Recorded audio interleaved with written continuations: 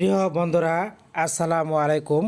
আপনারা যারা সরকারি প্রাথমিক বিদ্যালয়ের শিক্ষার্থীদের শিখন ঘাটতি যাচাই দ্বিতীয় পর্যায়ে অ্যাসেসমেন্ট টুলসের মাধ্যমে মূল্যায়ন করেছেন, সেই মূল্যায়নের উপর ভিত্তি করে আপনারা অ্যাসেসমেন্ট টুলস শিখন অগ্রগতি তুলনামূলক চিত্র এই ফর্মটি কিভাবে তৈরি করবেন এবং কিভাবে পূরণ করবেন সেটাই আজকে আপনাদের সাথে শেয়ার করব। তো খেয়াল করুন, এখানে আমি দেখিয়ে দিচ্ছি।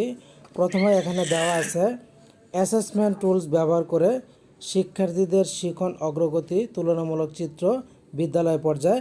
এখানে আমি আমার বিদ্যালয়ের নামটা লিখে দিয়েছি, আপনারা আপনাদের বিদ্যালয়ের নামটা লিখে দিবেন, তারপর দিয়ে দিবেন শ্রেণী। তো এই দুইটি জিনিস দেওয়ার পর এবার আপনাকে যে কাজটা করতে হবে, এখানে আপনারা অনেকগুলি ঘর দেখতে পাবেন। প্রথম যে ঘরটা দেওয়া আছে এখানে ক্রমিক নং, আপনারা ক্রমিক নংগুলি সিরিয়াল অনুযায়ী লিখবেন। এরপর হচ্ছে দ্বিতীয় ঘরে হচ্ছে শিক্ষার্থীর নাম, আপনি আপনার বিদ্যালয়ের শ্রেণী অনুযায়ী শিক্ষার্থীদের নামগুলি এখানে লিখবেন। এরপরে 3 নম্বর যে ঘরটা সেখানে দেওয়া আছে বাংলা। বাংলার জন্য অ্যাসেসমেন্ট প্রথম পর্যায়ের শিক্ষার্থী অতি উত্তম, উত্তম, চলিত মানের নিচে যে সূচকগুলি পেয়েছে সেই সূচকগুলি আপনারা লিখবেন।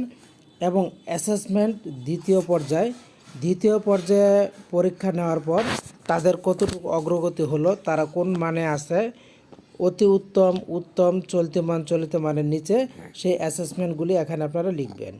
ঠিক একইভাবে আপনারা পরে পেয়ে যাবেন ইংরেজি বিষয়ের জন্য।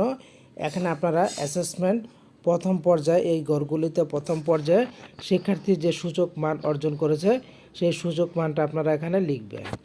এরপর ঠিক একইভাবে এখানে অ্যাসেসমেন্ট দ্বিতীয় পর্যায়ে শিক্ষার্থীরা যে অতি উত্তম, উত্তম, চলিত মানের নিচে যে সূচকগুলি অর্জন করেছে সেই সূচকগুলি আপনারা এখানে লিখবেন।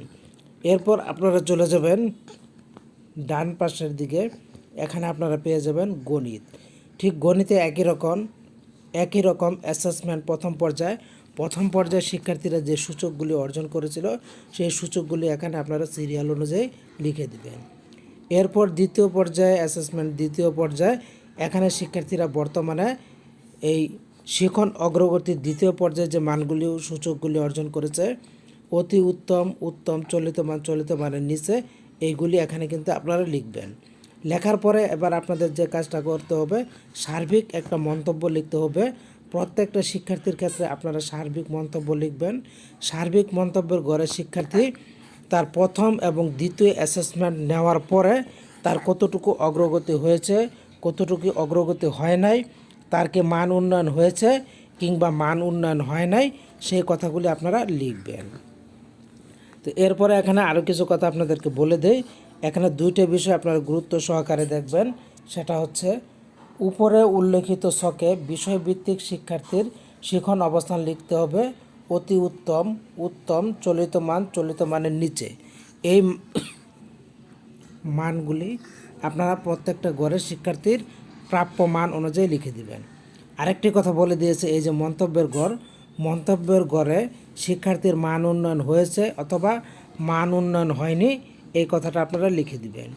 এরপর নিচে আরেকটা ছক আপনারা দেখতে পাচ্ছেন, এই নিচের ছকে হচ্ছে মোট শিক্ষার্থী, আপনার বিদ্যালয়ের শ্রেণীভিত্তিক মোট শিক্ষার্থী কতজন শিক্ষার্থী এই অ্যাসেসমেন্টে অংশগ্রহণ করেছে, মান উন্নয়ন হয়েছে কতজনের সেই সংখ্যাটা দিবেন, মান উন্নয়ন হয়নি কতজনের সেই সংখ্যাটা দিবেন, এবং মন্তব্যের ঘরে অংশগ্রহণ না করলে কেন অংশগ্রহণ করেনি তার কারণটা আপনারা লিখে দিবেন। এরপরে মান উন্নয়নের জন্য গৃহীত কী পদক্ষেপ, আপনি কি পদক্ষেপ গ্রহণ করেছিলেন সেই পদক্ষেপটা এখানে লিখে দিবেন এবং সর্বশেষ ডান পাশে প্রধান শিক্ষকের স্বাক্ষর ও সিল দিবেন।